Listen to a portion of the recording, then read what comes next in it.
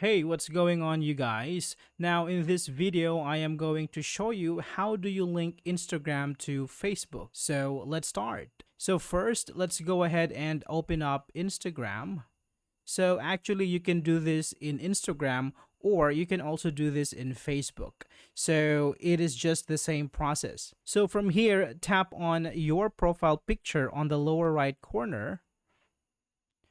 Tap on the three bars on the upper right corner and tap on Settings. Tap on Account Center,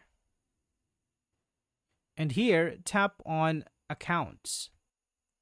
Now in this window, you can tap on Add Accounts. Select the account you want to add. So from here, we're going to add a Facebook account.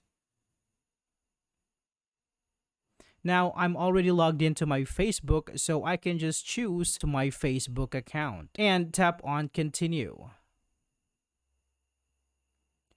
Yes, finish setup.